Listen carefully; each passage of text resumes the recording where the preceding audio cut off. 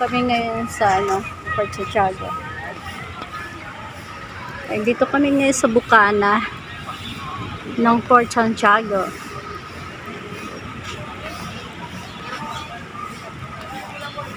Dalaw sa at saya Port Santiago. Oh, may entrance pala siya. 20 pesos. Regular 3. Discounted. Entrance.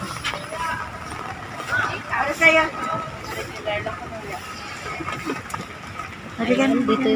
Taas. Ang laki ng puno, no? Doon kami pupunta banda sa dulo. May entrance siya. Regular 550 discounted. Estudyante, senior, PW. Wow, mayroon pa pala dito restaurant. Asba niyo sa trabaho. Tignan mo na tayo may ulan. Pira ko lang yun. Matagal pang oras na. Ano, may tigda daw. Norm. Galing. Ganda, oh. Ayan, may puno malaki. Ayan, guys. Tutor ko kayo ngayon sa Port Santiago naman kami. Pero, yun. Ang ganda ng paligid. Umuulan. Wow, garden. Lunch tayo. La Event Cafe. Ang bongga naman ang pa-entrance nila. Entrance nila. Ayan, dito yung sa Mercadelio. Ang dami nila dito guys. Pwede kang kumain dyan. Ayan. Kaya lang ngayon, napakaswerte at umuulan. Dito maraming bilihan din ng mga souvenir. Ayun, sa loob. Ganda. Dami mga dayuhan.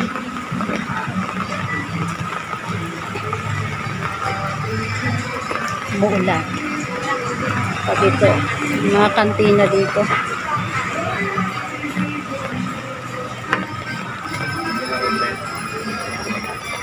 Ito yung souvenir.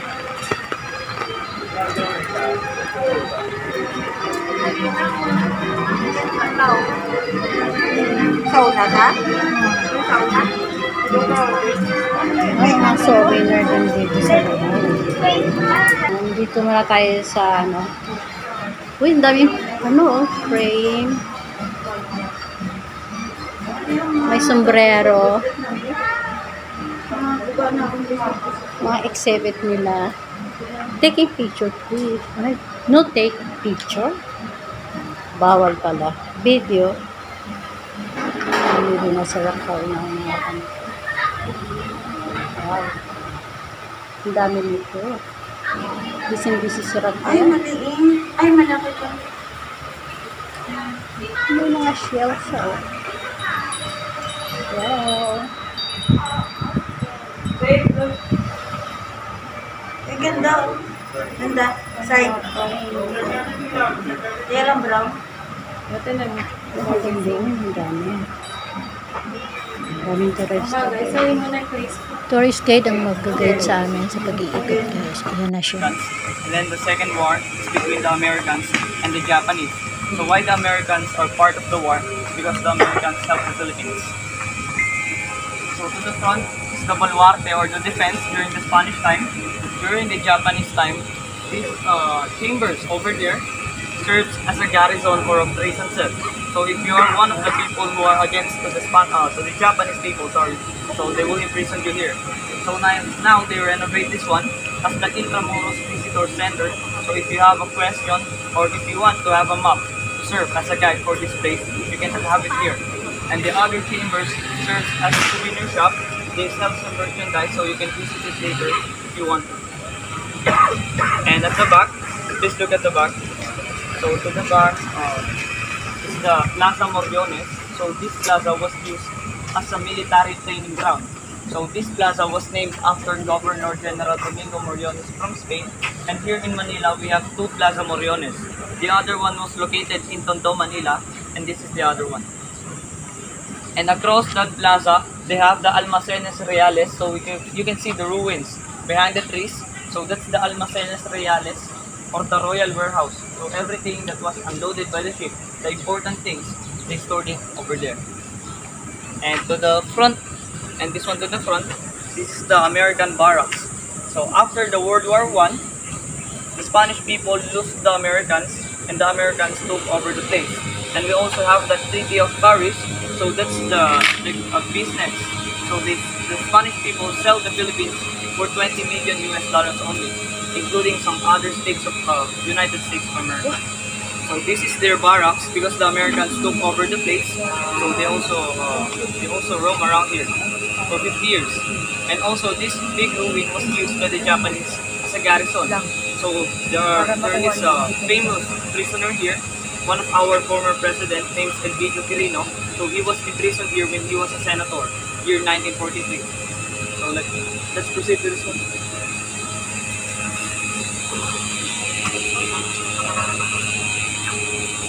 And by the way, in every baluarte or every bulwark or every defense that we have here in Intramuros, we have this kind of rampant.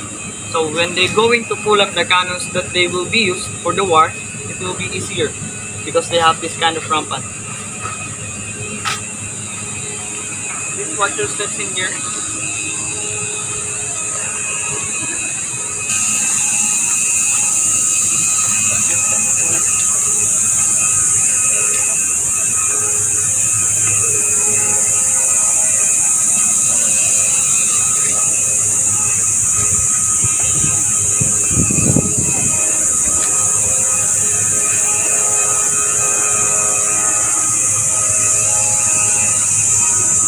So I can give you a few minutes to take a picture here. If you want to have a picture here, just give me your camera.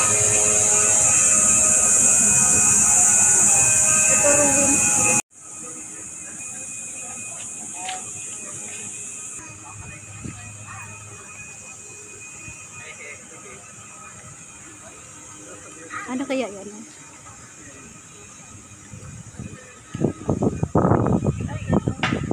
Bala? Canyon? So this is the original cannons that they used before for the war, and those are the bullets that they used. So these are the recoveries of Intramuros administration after the war, because year 1951, the Intramuros administration, they governs this whole area. So they need to renovate this one, they excavate, and these are the recoveries. And also the Spanish people uses the catapult. So this is the bullet for the catapult. So a catapult is like a big slingshot, and this one is what they use. So this one is around 100 kilograms. So it's fit to break down the walls.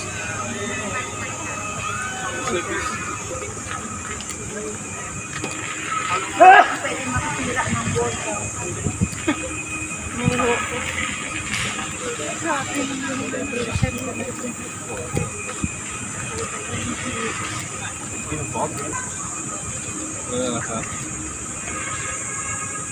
These gathered users. To our front is the ruins of Fort Santiago. So this fort was named after Santiago Matamoros, or Saint James, Slayer of Moors. So you better remember the words that I say, because later we will have a quiz. Again. And it was named after Santiago Matamoros because the first religion that we have here in the Philippines is Muslim or Islam. And when the Spanish people came here, they also brought Christianity. They have the wood carving of Santiago Matamoros, and under the wood carving is the coat of arms of the Spanish people. And also at the top of that coat of arms, they have the cross, which symbolizes the Christianity that they bring here. And also this fort was surrounded by two bulwarks or two baluartes. The first one is the Baluarte de San Miguel to the left. So this baluarte was named after San Miguel, and San Miguel was the patron saint of the policemen or the soldiers. And the other baluarte is the Medio Baluarte de San Francisco. Medio Baluarte means half bulwark. So we can say that this one is smaller than the other one. And also, before we go inside the Fort Santiago, we have a man-made canal here, which is also known as moat. So a moat is a man-made canal, and the use of the moat is to decrease the speed of the enemy. Because when the bridge is full of enemies, some of them used to jump to the moat. So it is one way to decrease their speed. Let's proceed. Uy, yan na. Ang kanal. Doon. Yun. Sa kabila.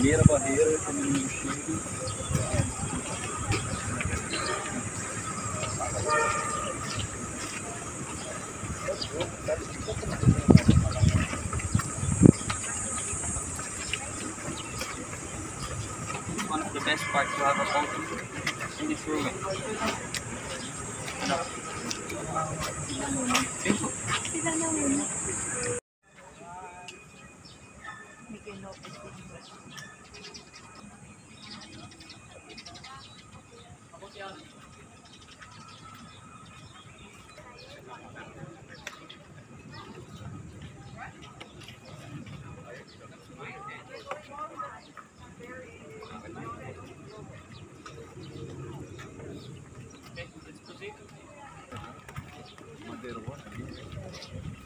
Ay, sorry.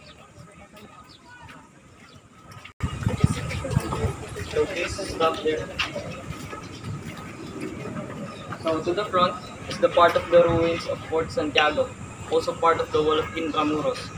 And did you know that the stones that they use to build this wall are from Mexico? So before, they have the galleon trading. So the meaning of the galleon trading, when the Mexican came here, they brought the stones, they put it to the ship, so it serves as the ballast of the ship to stabilize the ship.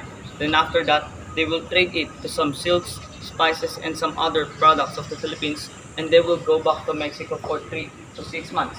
And the name of the galleon trading is Centenario de la Expedición Maritima Mexico Filipinas. So it happens for 400 years, starting 1564 until 1964. Let's go.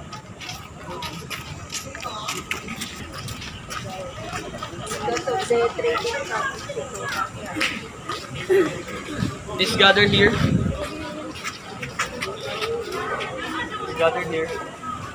So to the front is what we call the Plaza de Armas. So it is literally means plaza for the rifles.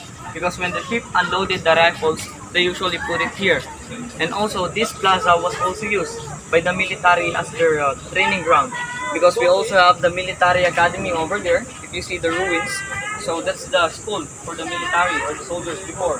So why we have this kind of military academy inside the fort?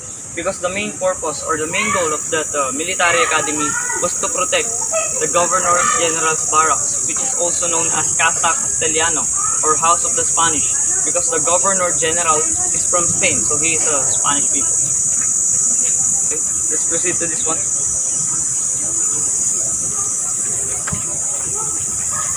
Does anyone want to use the restroom first?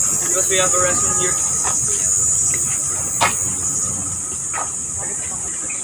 Medyo padang napapreserve na may baliti pa.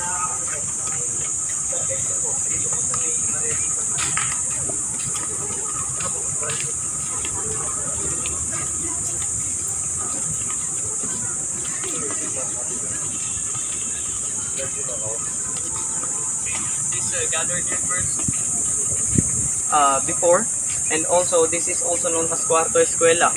But last 2004, this one was used as an open theater. So the open theater was named after Raja Sulaiman, and Raja Sulaiman was the ruler of this place before the Spanish came here.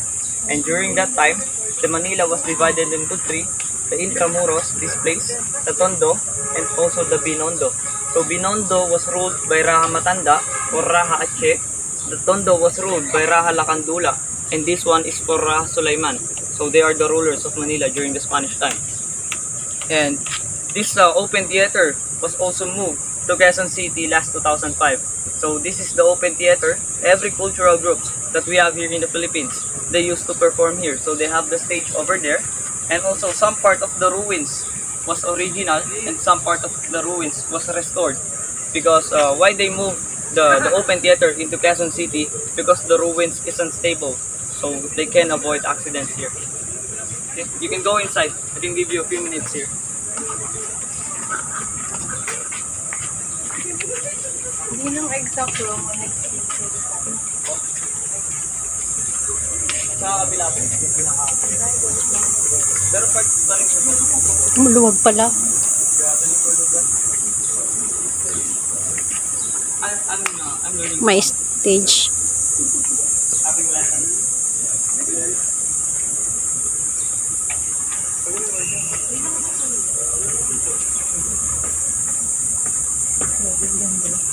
Oo. Ganda niya. Panan mo ko sa balik lang tata. Balik lang ta karon.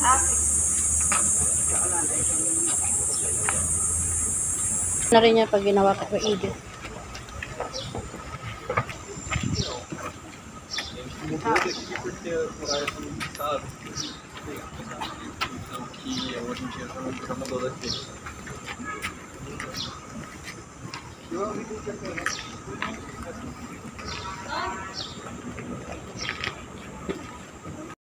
Mahirap ay nakakatakot. Ako kung binakit.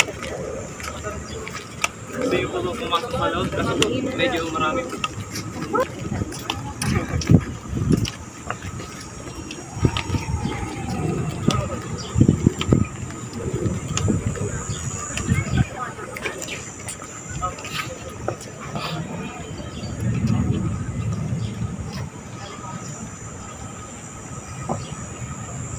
Front is the chapel cell or the prison cell of our national hero, Dr. Jose Rizal.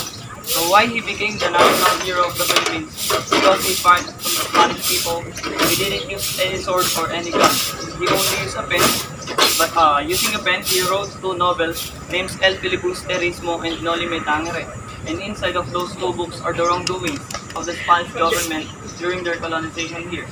And also, he stayed here from November 3 until December 29, 1896. And on December 30, 1896, he was executed at the National Park of the Philippines, which is also known before as Bagong Bayan, or now as Luneta Park.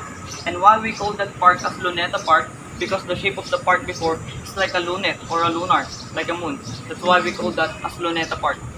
And there is a tragedy here because the wedding of this man and his wife was gathered here 2 hours and 3 minutes before his execution. So he was also married here. And the wife named Josephine Bracken. And also the height of our national hero is only 4'11". Didn't even reach the 5 plus. Yeah. And also this man is like a jack of all trades in the Philippines because he did a lot of things. Yeah. He's a doctor and his first patient was his mother. He's also an ophthalmologist because his mother has a problem in the eye. Okay. Sir, please.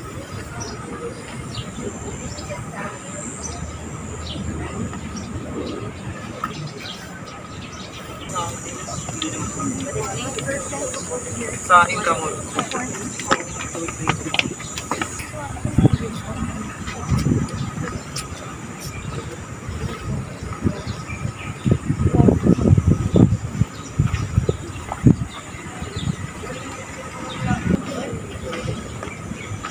So please gather here.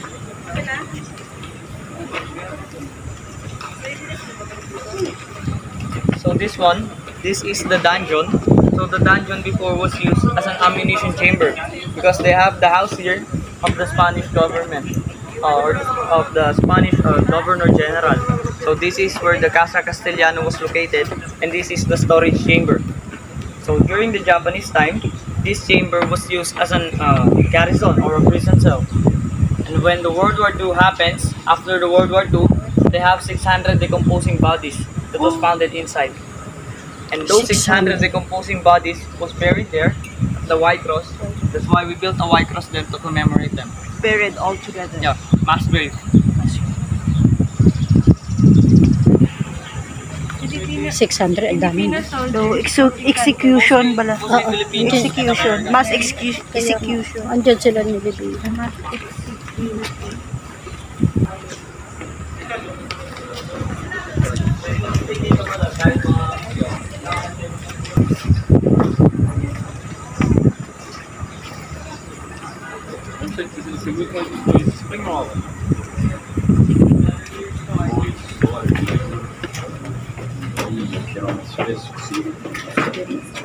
These challenges are some structure inside the Intramuros. So most of them are churches and some of them are government offices.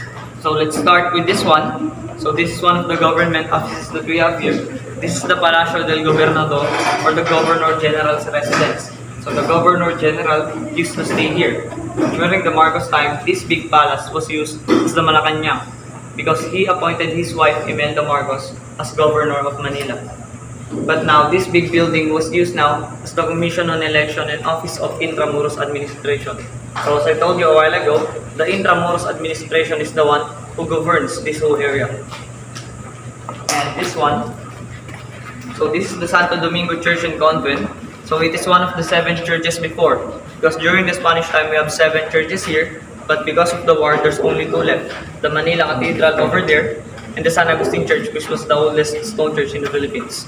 So this one now is one of the bank that we have here in the Philippines, which is the Bank of the Philippine Island. So it is nearby the immigration, nearby also the Bureau of Internal Revenue in BIR. And this one, so this is the Cabildo para Ayuntamiento or Casas Consistoriales. So this one serves as a City Council of Manila during the Spanish time, because during that time we don't have a mayor, only a governor from Spain. And also this one during the American time is used to be Departamento de Justicia, or the Supreme Court in American term. So this one now is used as the Bureau of Treasury of Manila. That's why the building is called Ayuntamiento de Manila. So this is the white building outside. And this one is the Iglesia de San Francisco, or the San Francisco Church and Convent. It is established by the Franciscan. So here in Intramuros, we have 5 missionaries already came here. The first one is the Agustinian, the second one is the Dominican, the third one is the Franciscan, the fourth is the Recoletos, and the last one was the Jesuits. So this is the church of the Franciscan. But this church now is a university. This is the local MIT of the Philippines, not Massachusetts. So this is the Mapua Institute of Technology, one of the best engineering and architectural university here in the Philippines. And if you know the Apollo 11, the mission going to the moon, so there is a Filipino, one of the inventor of the moon buggy of Neil Armstrong, named Eduardo San Juan. So he graduated here in this university in Mapua. And also the fluorescent lamp, the light that we have now. So the inventor of the fluorescent lamp, named Agapito Flores, was also from this university. And also the microchip by Donato Banatao, so he graduated here. So we can say that this university is a strong university. And this one is the Lourdes Church and Convent. So it is located at the southern part of Intramuros. So every 300 meters before, there is a church and convent. So this one is located at the southern part, but this church now was also used now as a handicraft shop. So it is like a souvenir shop with some antique things inside. So you can buy some antique things here if you want to. And this is the Intendencia or Aduana or Custom House. So this is the custom house during the Spanish time. So everything that was unloaded by the ship, they need to pass this building first. But this big building now was under restoration now for the National Archives of the Philippines. Let's proceed to this one. That serves in English, because most of the churches here serves in Latin or Spanish.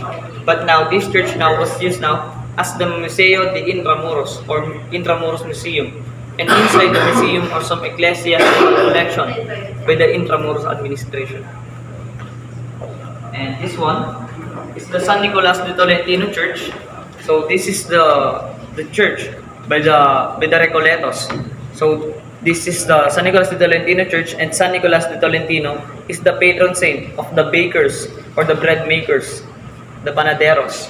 So this is the patron saint, San Nicolas de Tolentino. But this big church now was renovated for a newspaper company named Manila Bulletin. So Manila Bulletin was the second oldest newspaper company in the Philippines.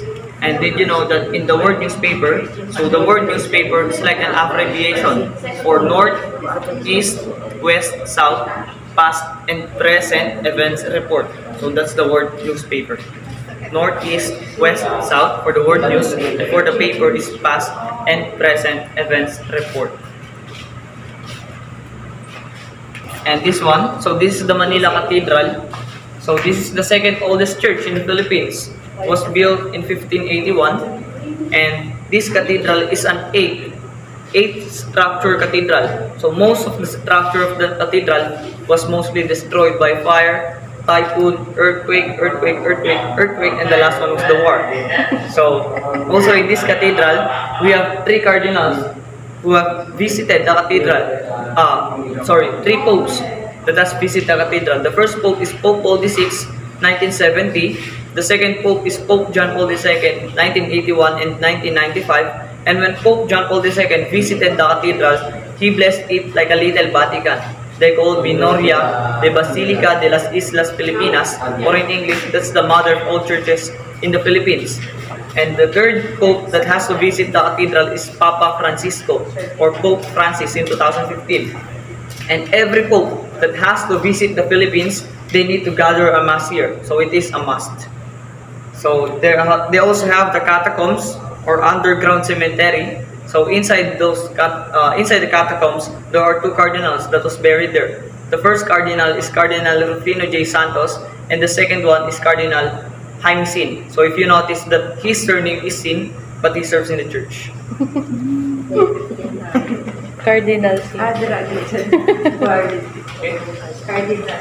This way, please.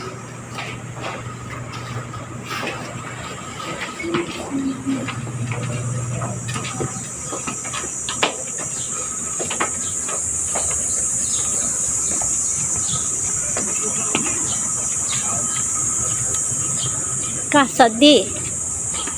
Pogi, ano ang first news? Itinerary, which is the Baluarte de Santa Barbara. Going down the same stair. No, they have the Exit on the other end. yeah, but it is also a stair. It's very... Are you good, madam?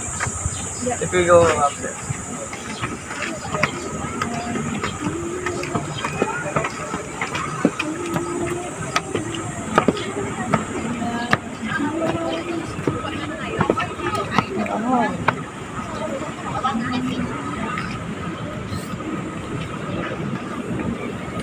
May butas. Here, Ang lalim. please gather here. This way. So to the front, downstairs is part of the Balsa Braga Media Naranja. So Balsa Braga means false wall, and Media Naranja is the Spanish term for half orange, because the shape of this false wall is half orange. And also we have this kind of first line defense to protect this whole baluarte. So it is a first line defense, and the main purpose is to protect this one. And by the way, we are here at Baluarte de Santa Barbara. Baluarte means bulwark or defense, and Santa Barbara was the patron saint of the man who works with the gunpowder, or the artilleryman. And that part is part of the storage chambers before, and was also used as a jail. And this river to the front, so this is the Pasig River, and this is where the galleon trading was happened during the Spanish time.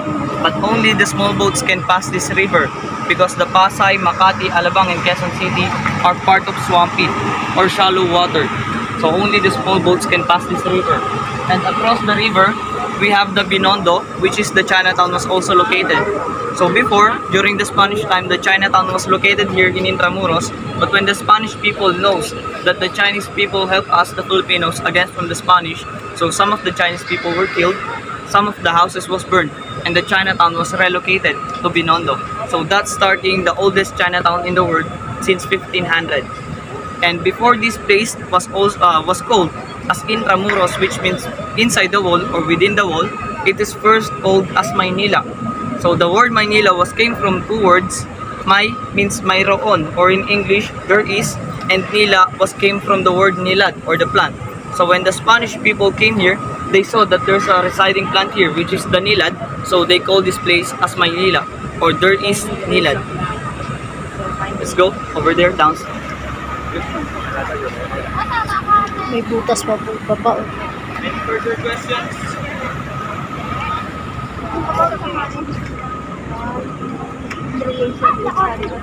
Kaya naging peso yung currency ng Kasi po, Pilipinas naano dahil tayo sa ng Mexico Mexican. City. I-exit na tayo. Uy, pababa. Every month po, we conduct regalia tour. Parang ngayon po yung suli namin dito sa lugar.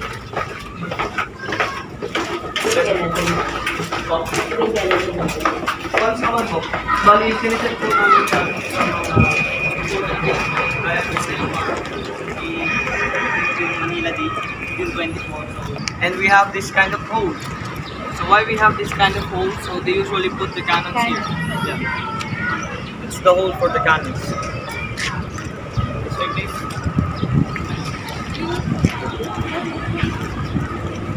Fort is 6 meter high and 4.5 meters.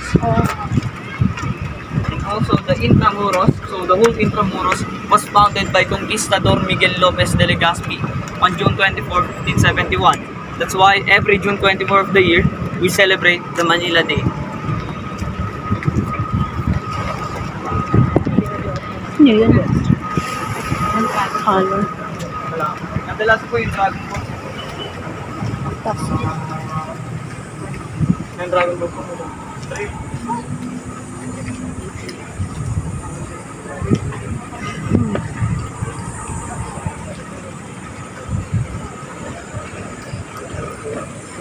ito na yung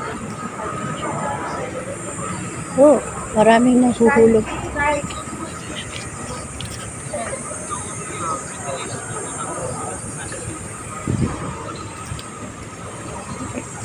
Well, that's what I sold them. I sold them that, and they said that without that story, we can't Salva Bar So that's why they're really trusted. Right. Very unique story. Media. May ilalim. So that's the only ventilation for the 600 people that was imprisoned downstairs. Yun.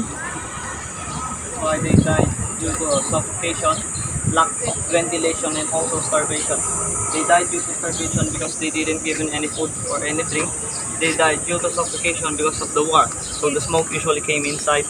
And they died due to lack of ventilation because there are 600 inside. So they are like sardines in a can. How long? The prison there, like years. Yeah, because the Japanese colonized the Philippines for 3 years, 1942 to 1945. And also the Manila was experienced the Manila Massacre. So that's the World War II, part of World War II. So 100,000 people was died here during that time. So it's starting February 3 until March 3. It's a 1-month war, but 100,000 people died. And the whole city was devastated. So 90% of the buildings and the structure here were totally destroyed.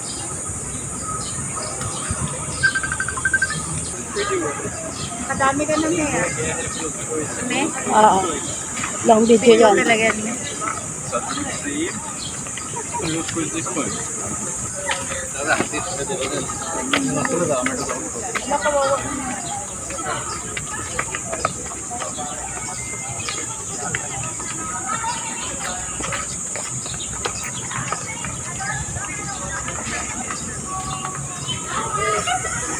Teresa.